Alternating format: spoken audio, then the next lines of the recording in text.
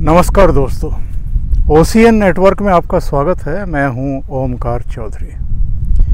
आज हम हैं खेतों के बीच और ये जो पीछे फसल है, ये जो आपको दिखाई दे रही है, ये एक्चुअल में गेहूं की फसल है। और गेहूं की फसल इस समय कटाई पर है। जगह जगह थ्रेसिंग मशीन चल रही हैं और ये पूरा प्रोसेस आज हम आपको दिखाने वाले हैं कि एक्चुअल में जो गेहूं की फसल है वो जो खेतों से काटी जाती है, फिर वो कैसे थ्रेसिंग की जाती है, कैसे उसमें से भूसा और गेहूं दोनों अलग अलग निकाले जाते हैं। और यही गेहूं है, यही अनाज है जिसको आप और हम फिर पूरे साल कंज्यूम करते हैं, यानी इस्तेमाल करते हैं।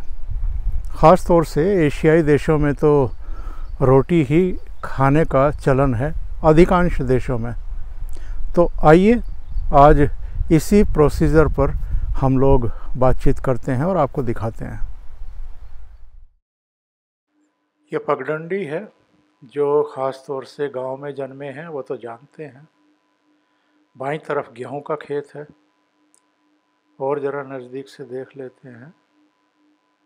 ये गेहूं की बालियां हैं जो आपको दिखाई दे रही हैं। दूर दूर तक ये गेहूं का ही खेत है।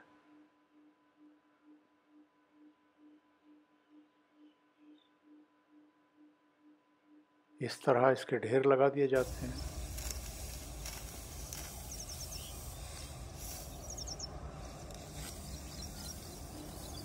ये परंपरागत तरीका है गेहूं की फसल की कटाई का। मोस्टली गांव में, ख़ास तौर से जो छोटे किसान परिवार होते हैं, जिनके पास बहुत अधिक संसाधन नहीं होते हैं, जो मशीनों से कटाई नहीं कराते हैं, वो इसी तरीके से या तो खुद या फिर मजदूर लगा करके अपनी गेहूं की फसल को कटवा लेते हैं। बाद में इसकी थ्रेसिंग करा लेते हैं तो उसका खर्चा थोड़ा कम पड़ता है।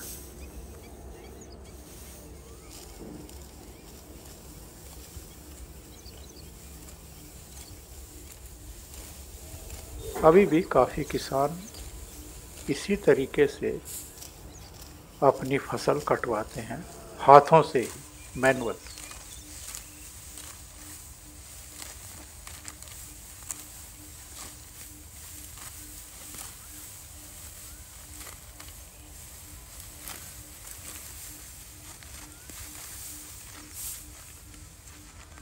और बहुत किसान अब ऐसे हैं कि जो इस तरह गेहूं की या जो दूसरी फसलें हैं वो नहीं कटवाते हैं, बल्कि जो आधुनिक साधन हैं, यानी जो आधुनिक मशीनें आ गई हैं, उनके ज़रिए फसलों की कटाई कराते हैं। थोड़ा पैसा ज़्यादा लगता है, लेकिन अब उनके पास चूँकि पैसा है, इसलिए वो इस तरह की मशीनों को हायर करते हैं और उनसे अपनी फसल को कटवा लेते हैं। ये ऐसी मशीन है कि जिसमें ये फसल भी, खड़ी फसल भी काटती है और उसकी अंदर ही मशीन में जो भूसा है उसको अलग कर देती है और जो गेहूँ है उसे अलग कर देती है।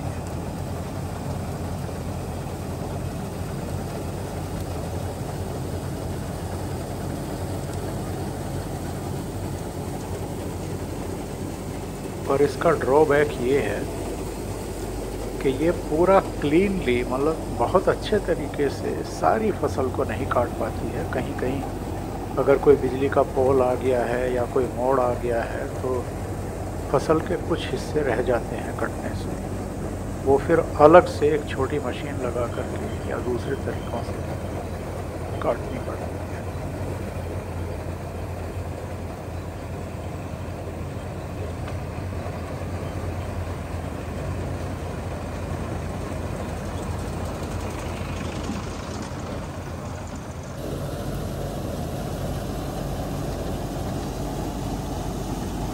अब काफ़ी किसान इसी तरह की मशीनों से अपनी फसलें कटवाने लगे हैं। एक और तरीका है, वो भी आपको दिखा देते हैं।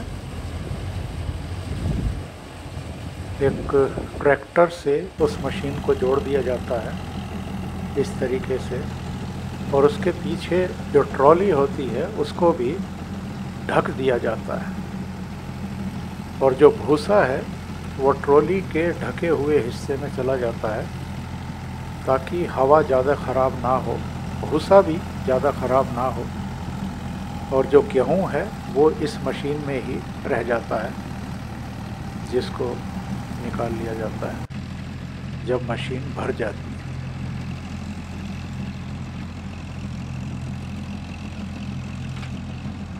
ये एक और तरीका है गेहूँ की कटाई का, और जो सबसे लोकप्रिय तरीका है अभी भी गेहूं की फसल की थ्रेशिंग का, वो भी आखिर में आपको दिखा देते हैं। ये वो तरीका है, एक ट्रैक्टर के साथ एक पारंपरिक थ्रेशिंग मशीन को जोड़ दिया जाता है। इसमें ये भूसा एक तरफ फेंक देती है जिसका ढेर लगता जाता है, और जो गेहूं है वो नीचे की तरफ निकलता रहता है। उसे किसी बाल्टी से या दूसरे किसी बर्तन से बोरियों में भरते रहते हैं कर्मचारी।